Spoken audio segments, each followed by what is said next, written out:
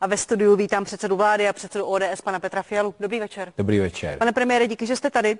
Proč mají v době napnutého státního rozpočtu růst platy politiků o 13%, vám osobně o 37 600 korun? To je věc, která se moc nedá vysvětlit. Já se o to přesto pokusím. Vláda by žádné navyšování platu politiků nenavrhovala. Není to naším úmyslem ani mým cílem. Je to důsledek rozhodnutí soudu, rozhodnutí ústavního soudu, které musíme nějakým způsobem respektovat. Návrh resortu práce a sociálních věcí na zvýšení platů ústavních činitelů o téměř 14%, což by znamenalo, že například plat předsedy vlády by přesáhl 300 000 korun, vyvolal pořádné pozdvižení. O to větší, že politici se zaštiťovali ústavním soudem my nic, to oni. Soud ovšem rozhodoval o platech v justici a politikům vzkázal, že jejich platy se rozhodně nezabýval.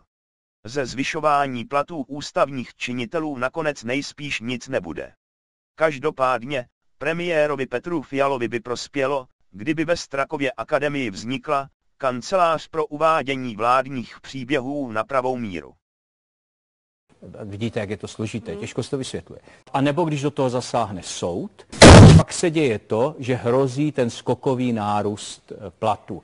Já jsem žádné rozhodnutí ještě neudělal, vláda to neprojednávala, je to zatím jenom návrh Ministerstva práce a sociálních věcí, který vychází z judikatury ústavního soudu. A budeme se bavit o tom, jak si s tou situací poradit. Já taky nejsem pro, aby platy ústavních činitelů rostly nad rámec toho, jak rostou mzdy ve společnosti. Vláda zvedala daně, porostou odvody živnostníkům, jedná se o tom, že budou změny v důchodech, lidé budou pracovat déle, velmi se licitovalo o 3 až 5% zvednuté platy státních zaměstnanců, policistů, hasičů a teď si lidé čtou desítky tisíc pro politiky. Co s tím teda uděláte? Pojďte mi, pane předsedo, říct, prosím, co s tím uděláte. To je důsledek rozhodnutí ústavního soudu.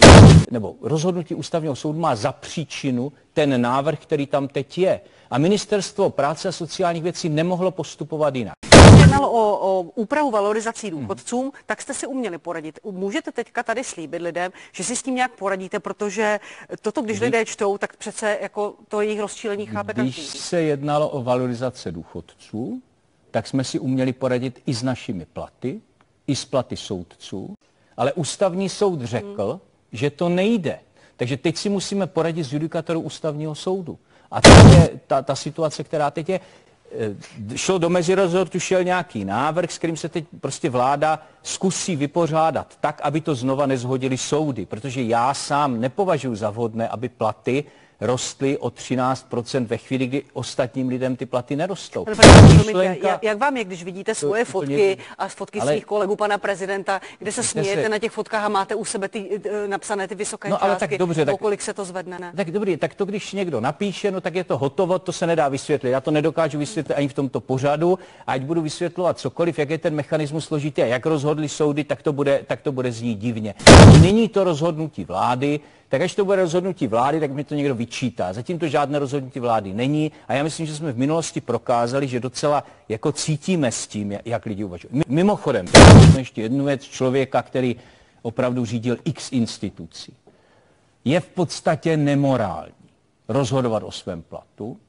Já tu náladu ve společnosti vnímám, mně se taky nezdá, že to má takhle skokově růst, tak nějaké řešení najdeme, ale ještě to není rozhodnutí vlády, čili prostě... Tak já jsem se vlastně poprvé dozvěděl, že prezident republiky má 10krát vyšší náhrady než premiér. To jsem nevěděl. To jsem záviděl, jenom je to pro mě prostě zajímavá informace, jsem to nevěděl. A rozumím, a jaká emoce přišla s tou informací? Tak já všem všechno přeju a nikomu nic nezávidím, tak to žádná emoce nebyla. Ale prostě mi to překvapilo, že prezident má 10krát vyšší náhrady zhruba než premiér. Tak nějak to tak někdo nastavil v minulosti, tak to tak je. Potom moc nerozumím, se přiznám, já se o ty platy zase tak nestarám, což je možná chyba, musím se na to víc podívat, ale